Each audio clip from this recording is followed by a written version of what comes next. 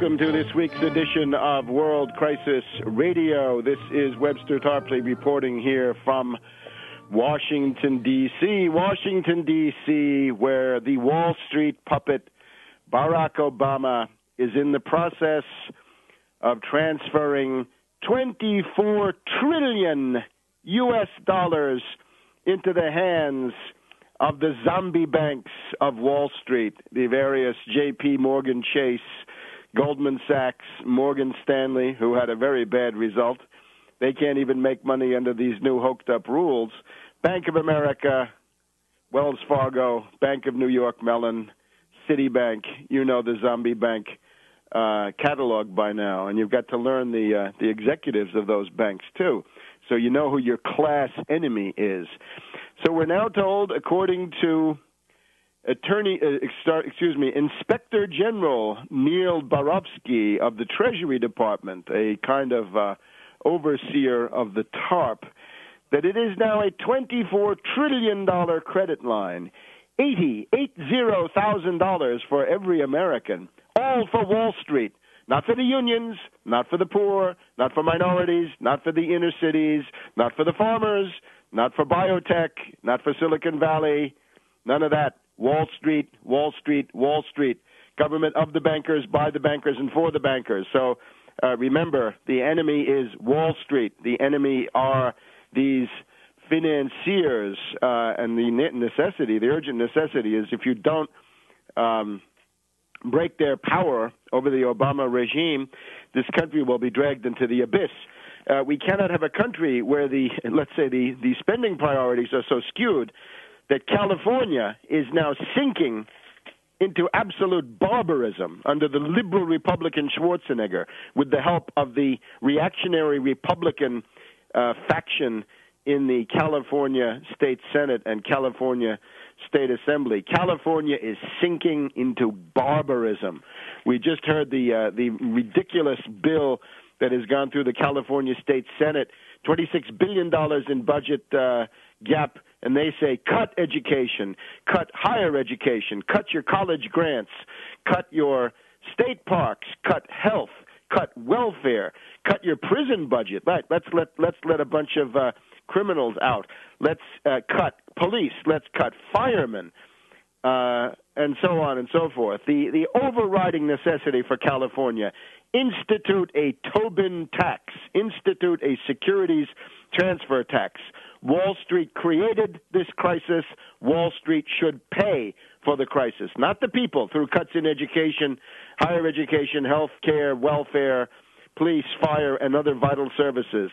They're gouging into the substance of civilization itself. The fiber of human civilization is being rent and torn wantonly in California under liberal Republican leadership, with Arnie leading the charge. Arnie brandishing a dagger. The hand that held the dagger has stabbed it into the back of the people of California. That's Arnie brandishing his dagger, right? He's thinking of Cap the Knife, Weinberger back in the Nixon years. Arnie the knife, Arnie the dagger, Arnie the stiletto.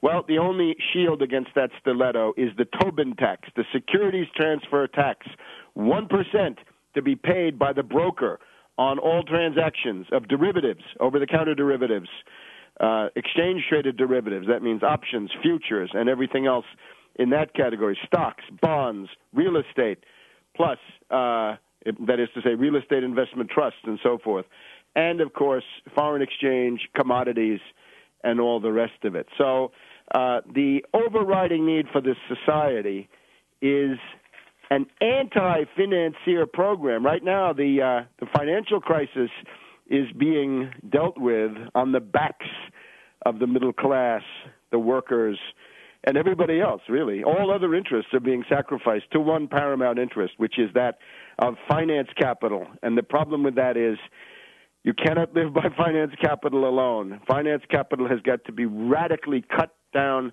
to size, and that is the political task of the next couple of years. Now, we're also now in the middle of the crisis of the Obama regime. As I have pointed out in Obama the Postmodern Coup, the making of a Manchurian candidate, Jimmy Carter, who is the prototype for Obama, the last time we had a 90% to 95% trilateral commission puppet in the White House, run by bankers, right? In those days, it was Volcker. Today, it's also Volcker, plus Summers, plus Geithner, plus the rest of them. The peak of Carter's popularity arrived within the month or so after the 100 days. So that was the first 3 to 4 months, and now we're about at the 6-month mark with Obama, and the indications are, of course, that he is beginning to lose traction. Washington Post headline, Monday, July 20th, poll shows Obama slipping on key issues. Healthcare falls below 50%. Healthcare approval for Obama now is approaching 45, maybe 40% after his really catastrophic press conference of this past week. The attempt of the Obama regime is to use multiple strategies of mass brainwashing, scare tactics, lying, dissembling, deception, and so forth, to attempt to stampede the entire Congress into approving a bonanza for bankrupt insurance companies, because that's the issue here.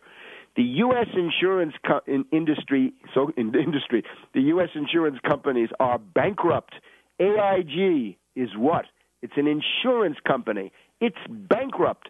They sold $3 trillion of derivatives through their London hedge fund.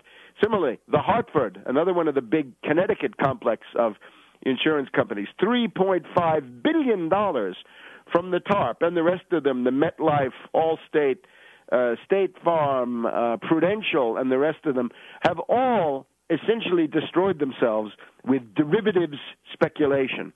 The ultimate motivation for this Obama policy is, of course, to gouge, to chisel the existing Medicare, Medicaid, and other systems, to convoy more and more guaranteed profits into the hands of the private insurance companies, and thereby give them a backdoor bailout from the fact that they're all bankrupt because of derivatives. Here again we see the ruling principle, the method of the Obama regime, the Mussolini fascist corporate state, meaning that the various liberal, deluded groups that want health care, of course, it's a legitimate demand, and I'm all for it, and we'll talk about that later, but the idea is to dupe these liberal groups, well-meaning but naive though they are, and get them in a tripartite configuration with the Obama regime, the private insurance companies loaded down with bankrupt derivatives and toxic paper, and then to essentially force the